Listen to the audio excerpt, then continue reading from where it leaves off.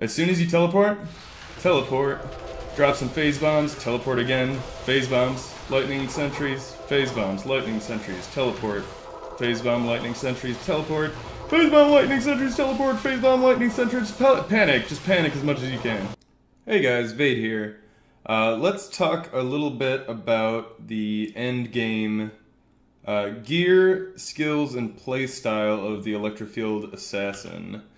So, most of my gear has changed since the first guide, and this is all just geared more towards like very end game. As you can see, we have Natasha's Legacy. A friend and I had farmed up all these Zis runes, and it rolled pretty nicely. Not too bad, honestly. Minus 22 to all enemy resistances is great. And the damage reduced by 13%. Those are like the main things that we're looking at with this armor, which is great. The Royal Circlet I kept from before. It's still working well for me. I'm sure there's a better endgame helmet out there, but I haven't found one yet. So if you know of a good like lightning endgame helmet, let me know. And also the Ashira's armor. That one has stayed as well, and the main reason for keeping these two items is the damage reduction, because this one is 10% and this is 5%, so that's 15% together. It's pretty good. I could have replaced them with abandoned crafts, or sorry, not abandoned crafts, ornate crafts like I have for my gauntlets and greaves, which would have given me more lightning pierce. Which is good for offense, but you kind of need to balance it out, and the damage reduction I think is pretty important. So yeah, we have the ornate crafts, ornate and blessed, and I went for greaves and gauntlets this time because, as you can see, I'm no longer using tiefling form, and we'll talk a little bit more about that when I get into the skills. Your absolute best in slot weapon is this Thunderclaw. It is ridiculously good because it gives us 8 to Wave the Griffin, which gives us a lot of lightning spell damage, just straight up. And Electrofield Sentry, which is our main damage dealer, which is great. 9 extra skills in that. Fuck yeah. It's better than any, it's about as good as having like a 10 skill staff in your one hand. It's pretty great. That along with the faster cast rate. There's 300 life on this one as well. So those are pretty good. I upgraded my rings as well. This one is almost ideal. It's got 1 to all skills. It started with 15% lightning spell damage. I MO'd it with more lightning spell damage. It has minus 2 enemy lightning resistances, which is great. We want to stack those up to, I think right now I have minus 148, which is pretty good because with phase bomb, which I'm now using, because it's pretty necessary in some Ubers like Duncrag and Foutsonville, they're necessary. You have to use phase bomb. So with that phase bomb, in addition to 148 lightning pierce, we end up with like 198% lightning pierce, which is 1 away from the max. So good. And my amulet, I also upgraded. I have 4 to all skills on this one. Got a lucky upgrade. And it came with faster cast rate, lightning spell damage, and lightning arena, which is great. Still using the lightning arena amulet, but this is just an upgraded version of that. And the shield, I had a really hard time finding a better shield than that original, Ix runeword one, because the Demon Blood aura on the flares was really good for the health and the damage.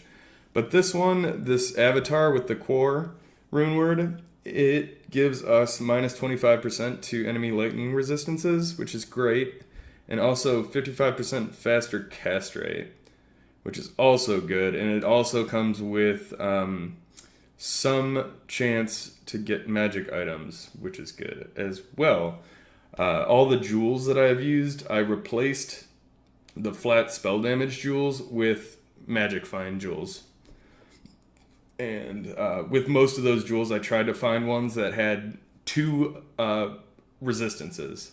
So most of my resistances are stacked to around 400 to 450%, which helps with fighting like Acer and running Yura and Zazax as well with the poison resist.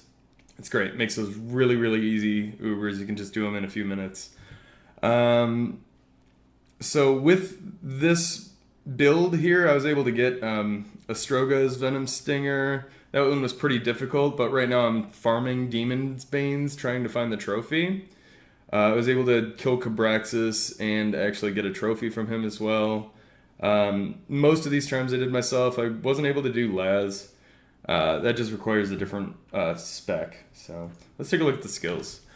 So we have, as usual, 1 into Shadow Refuge. Maxing out Electrofield Sentry. It's always important. Get as many skills into that as possible. And then one kind of unusual thing is to max out Blink.